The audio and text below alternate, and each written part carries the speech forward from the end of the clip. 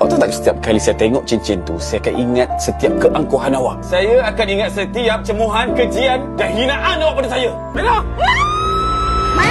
Maira! Jangan cari bayi. Mama, Maira dah buat keputusan. Tadi dia cakap dia nak sambung belajar. Manalah tahu boleh upan hati dia tu. Dia tengah sakit ni. Besok ikut Buden balik kampung. Saya nak pergi jauh daripada awak. Awak nak saya buat apa lagi? Suaplah saya. Macam saya tengah sakit ni, saya tak boleh jaga kebahagiaan saya, Wah. Baguslah. Kalau tak ada masalah kan? Dendam utama yang ini kau ni. Jiwa aku kosong sangat bila Maira tak ada. Dan hari ni, aku belajar erti kehilangan.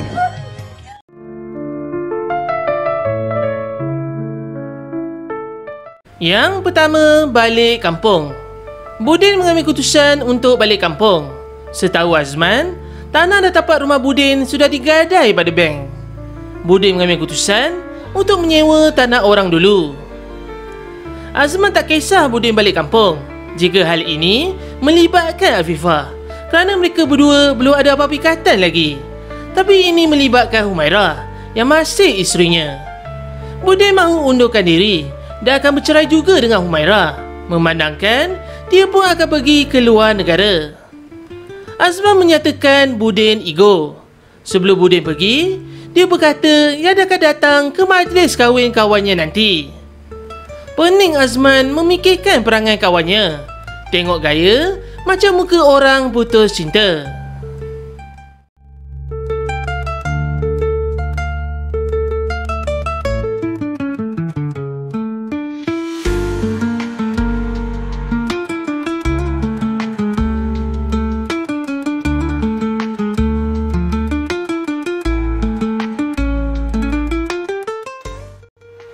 Yang kedua, bukan balas budi. Humairah dari balkoni melihat suaminya datang menaiki teksi. Dia begitu teruja. Walaupun dalam hati ada rasa marah, namun ia diselami dengan perasaan rindu pada suami tercinta. Dia bergegas turun. Lily berkata, Papa mahu jumpa dengannya. Waktu ini, Datuk Orchid tiada kerana ada urusan luar.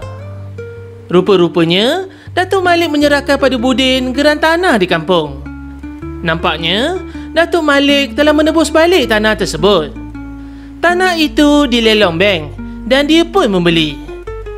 Datuk Malik tekankan pada Budin bahawa dia buat semua ini bukan kerana Budin menyelamatkan Humairah, tetapi ikatan seperti bapa menolong anaknya. Datuk Malik ikhlas dan tanah itu pun sudah dinamakan atas nama Budin. Budin berkeras mahu membayar balik secara bulanan, tapi Datuk Malik berkata itu semua terpulang pada Budin. Datuk Malik tak anggap semua itu sebagai hutang. Yang ketiga, permintaan. Humairah ada berkata pada Budin, jika dia tak jadi pergi UK, adakah Budin akan terimanya semula? Keputusan Budin tetap sama.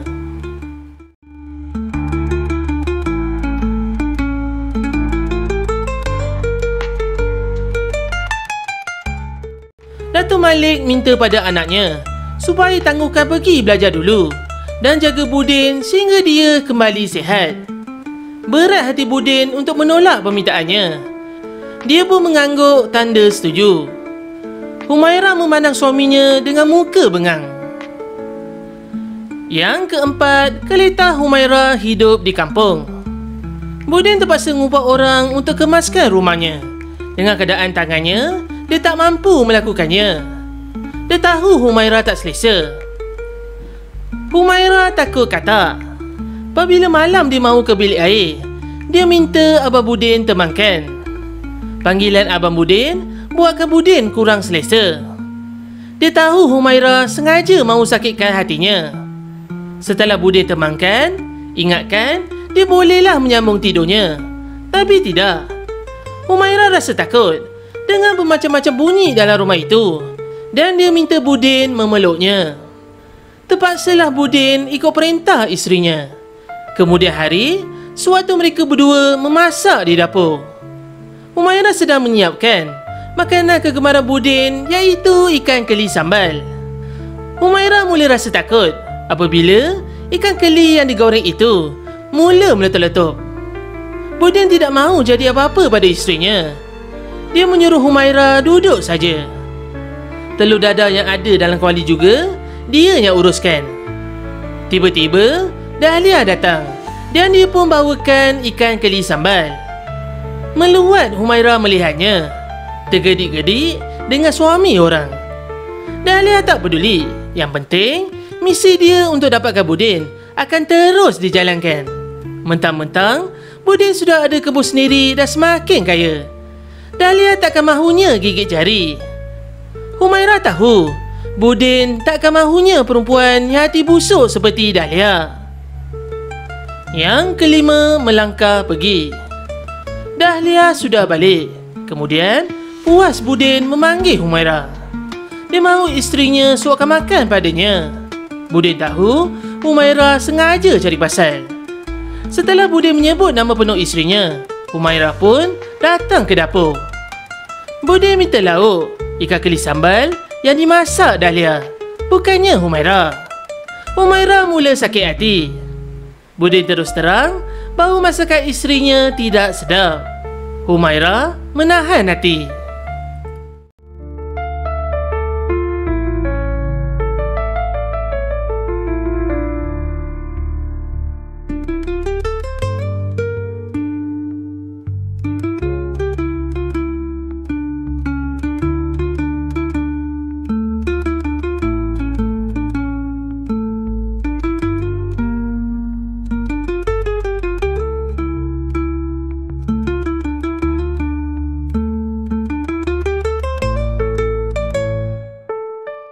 Humaira tuangkan kicap pada nasi dan itulah saja hidangan Budin sehingga pinggan licin. Humaira tak sampai hati dan dia bertanya kalau mahu lauk lain. Budin pula menyuruh isterinya makan. Tapi Humaira tak selera. Lagipun dia tak suka lauk ikan keli. Apabila Humaira bangun, Budin memegang tangannya. Dia tak mahu Humaira sakit. Budin tanya kenapa masak ikan keli. Humaira menjawab, dia masak makanan yang suaminya suka. Budin pesan supaya masak saja makanan yang Humaira suka saja. Dia tak kisah makan apa pun. Sudah sampai masanya mereka berdua berbicara dari hati ke hati. Humaira harap Budin masih menyimpan ruang hati padanya. Budin hanya anggap Humaira jaganya di sini pun hanya kerana permintaan papanya.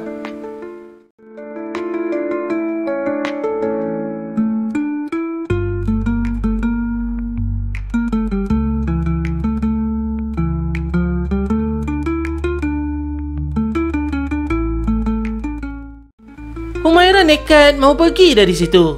Tapi sebelum itu, dia pesan pada suaminya supaya pilih Afifah, bukannya Dahlia, kerana Dahlia tak ikhlas. Dahlia hanya mahukan harta saja. Budin rasa pelik. Bukannya Humaira tak suka juga Afifah. Maksudnya di sini, kedua-duanya sememangnya dia tak suka. Tapi hanya Afifah saja yang ikhlas dan jujur, serta mampu bahagikan Amiruddin. Di waktu Humaira mengemas pakaiannya, tiba-tiba Lily datang mengejut.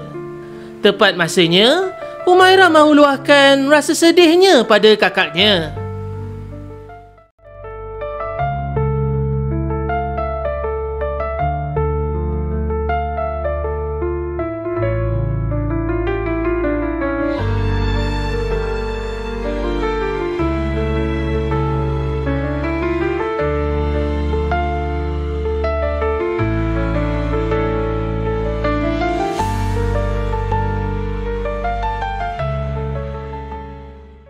Papa dah agak dah. Budin dah tak boleh terima Maira. Abang Budin nak kahwin lain ni, Pak. Kenapa Papa tak larang Abang Budin? Kalau dah tak suka nak larang apanya, takkan nak paksa. Mama faham perasaan Maira. Budin, kamu nak menceraikan Cempaka ke? Saya minta maaf Maira, tapi saya dah tak mampu nak bahagiakan awak. Tak mampu nak bahagiakan Maira. Tapi boleh pula bahagiakan Afifah. Boleh pula bahagiakan perempuan lain. Hukum mana yang abang pakai ni? Buat apa kita terus bersama kalau kita tak bahagia? Ini pasal hati saya tau. Siapa awak nak petikaikan? Maira petikai sebab abang tak bercakap ikut hati. Abang cakap ikut ego lelaki. Ego apa lagi saya ada? Ego saya dah habis, dah kena pijat dengan awak sampai lumat, Humaira. Betul abang nak kahwin dengan Afifah? Betul. Sebab apa? Cinta. Maira tahu Maira banyak buat salah pada abang. Maira menyesal. Dah berubah abang. Apa lagi abang nak? Humaira, saya tak ada hati pada awak dah. Yang keenam, cinta bersatu kembali. Lily menelefon Budin. Dia beritahu yang dia kini berada di kampung bersama Aina dan Hakim. Begitu juga dengan Papa dan Mama. Namun hanya singgah sebentar saja kerana mereka akan bertolak nak menghantar Humaira ke airport. Sejak Humaira melangkah keluar rumah, hati Budin jadi kosong. Bila dia mendengar isterinya mahu berangkat pergi, hatinya jadi sedih. Lily bertanya pada Budin untuk pastikan sama ada diizinkan Humaira pergi atau tak. Namun Budin berkata ya dan dia izinkan. Budin kesorangan dalam bilik, termenung dia seorang diri. Selepas itu, dengan mengejutkan, cepaka Humaira telah masuk ke biliknya. Rupa-rupanya, dia tertinggal pasport. Humaira mahu salam suaminya, tapi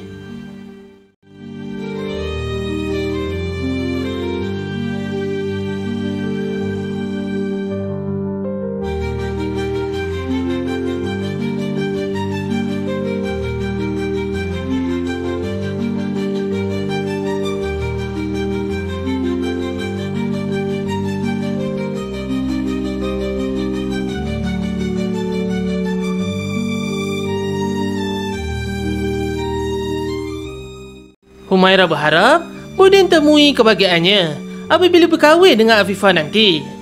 Urusan perceraian dicadangkan semasa cuti Sam nanti. Dia akan pulang semula ke Malaysia untuk uruskannya. Budin berkata yang dia tidak mahu kahwin lagi dan buat apa kahwin banyak kali. Humaira merasakan Budin mahu balas dendam terhadapnya dengan pura-pura cintakan dirinya. Dia akui segala kesilapannya dan telah menyesal. Kenapa tidak diberi peluang? Seolah-olah pelekehkan hati dan perasaannya. Namun dia berjanji yang dia takkan ganggu hidup Amiruddin lagi. Budin jelaskan dia tidak pernah berdendam dengan isterinya.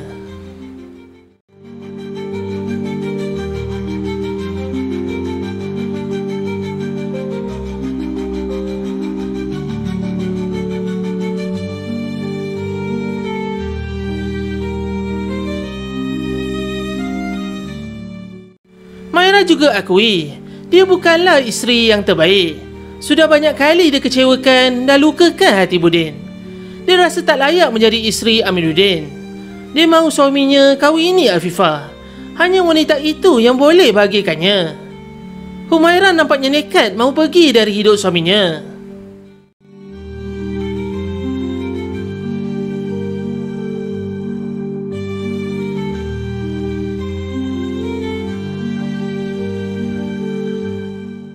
Humaira tak boleh nafikan betapa dia cintakan suaminya. Amiruddin adalah nyawanya.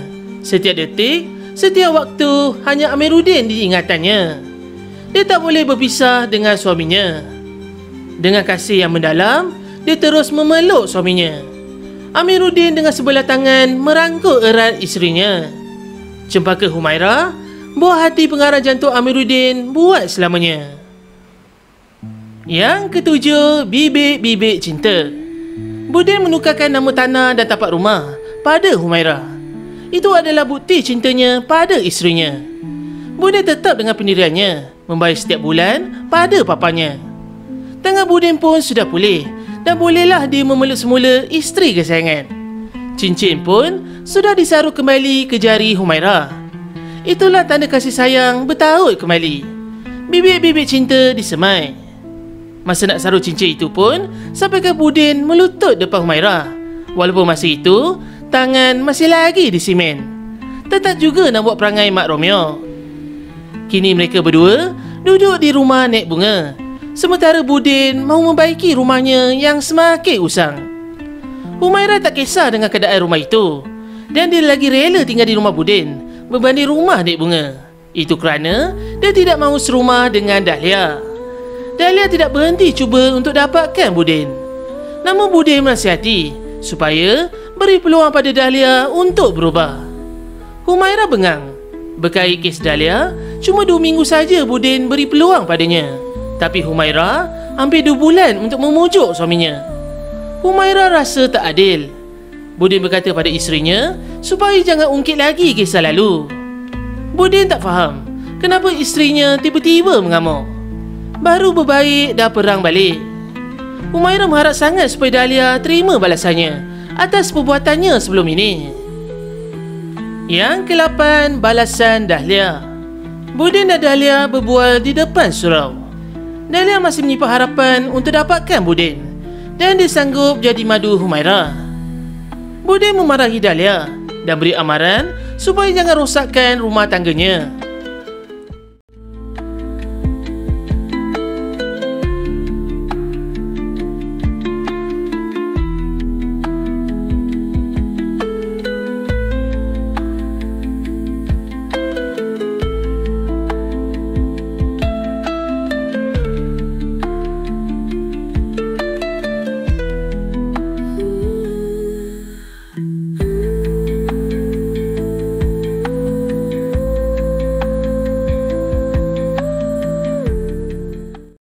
Selepas balik surau, Budin cuba memujuk isterinya sehinggalah Humaira tersenyum kembali.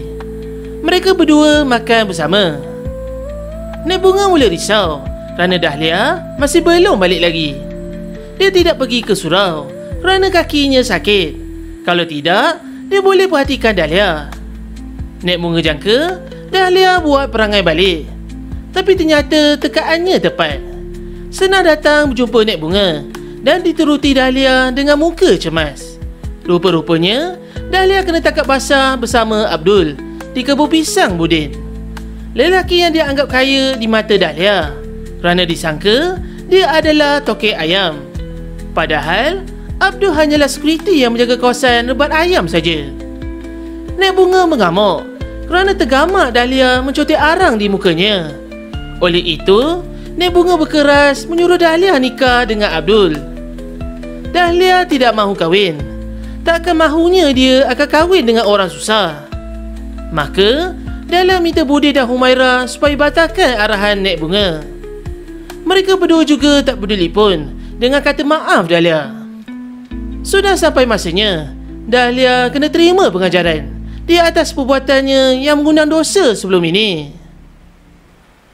Yang ke-9, ending 1.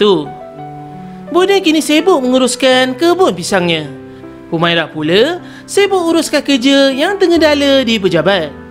Datuk Malik cadang untuk mencari pengganti anaknya. Asna juga telah bekerja semula di situ. Dia dan Humaira pun telah berbaik dan bermesra. Kak Lily kini mengusahakan restoran nasi lemak. Dahlia tidak jadi berkahwin dengan Abdul, tetapi kahwin dengan Kudin. Namun Dahlia juga kena tipu. Dia sangka Kudin adalah orang kaya kerana dia selalu nampak Kudin ulang-alik dengan kereta mewahnya. Tapi rupa-rupanya dia hanyalah driver saja. Nek Bunga tidak ambil tahu pasal Dahlia lagi kerana tak habis-habis menyusahkan dirinya. Mengenai Afifah, Budin telah jelaskan segala-galanya.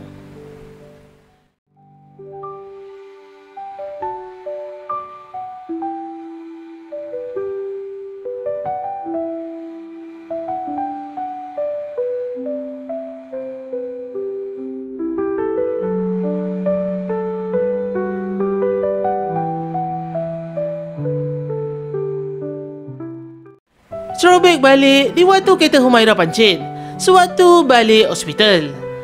Rupa-rupanya Budin yang pancitkan supaya Humaira boleh balik naik teksi dengan selamat. Budin perhatikan saja isterinya dari jauh sehinggalah Humaira pulang. Humaira sangka masa itu Budin pergi berjumpa Afifah kerana Afifah sakit kepala. Tetapi ternyata tidak.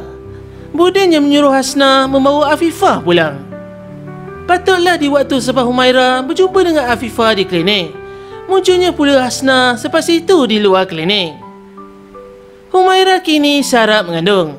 Dan itulah tanda kasih sayang suami isteri. Mereka berdua telah kecapi bahagia.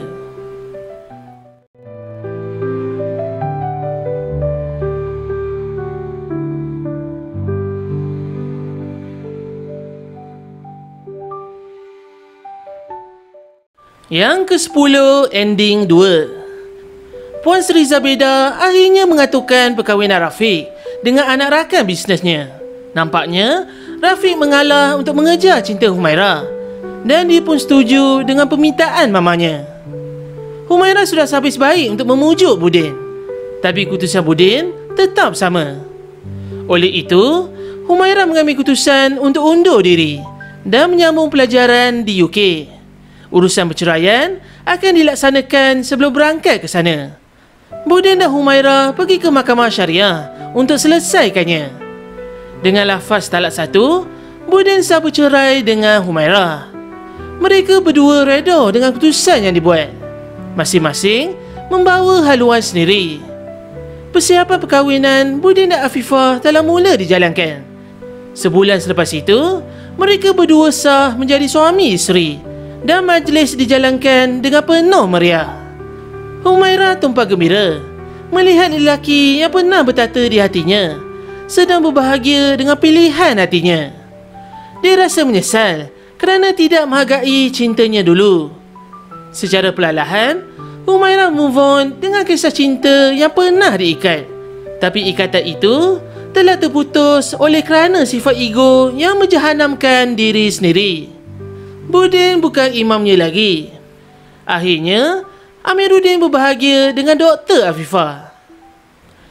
Dan yang terakhir, yang ke-11, ending 3. Puan Sri Zabeda mahukan malapetaka menimpa Humaira.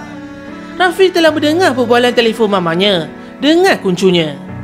Mamanya mahu Humaira lenyap di muka bumi kerana tergamak menolak cinta anak kesayangannya. Sewaktu Humaira puas memujuk Budin, dia melangkah pergi dari rumah Budin. Dengan tekanan perasaan, Humaira melintas jalan tanpa pandang kiri dan kanan. Puas Budin memanggilnya, namun Humaira tak peduli. Tiba-tiba, sebuah kereta yang sedang dipandu laju menuju ke arah Humaira. Budin menjerit dan dia tak sempat menyelamatkan Humaira. Humaira dilanggar oleh kereta itu dan serta-merta nyawa Humaira melayang sekali.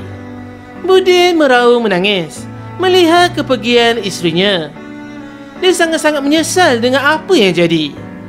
Kerana ikut hati, isterinya pergi buat selamanya. Puan Sri Zabeda telah ditangkap polis di atas laporan yang dibuat oleh Rafiq sendiri.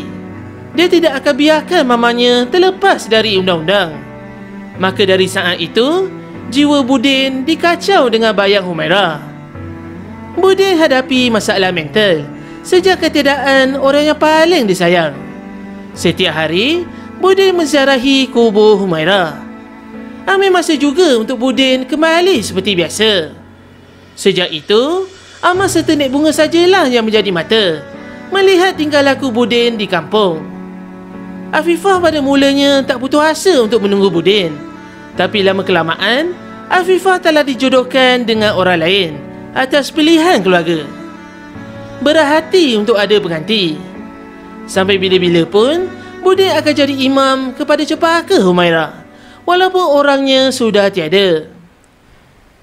Ending yang manakah pilihan korang? Maka berakhirlah kisah antara Amiruddin dan cepaka Humaira. Drama adaptasi novel karya Siti Rosmiza. Dia Imamku. Dendam utama yang ini kau ni. Jiwaku kosong sangat bila Maira tak ada. Dan hari ini, aku belajar arti kehilangan.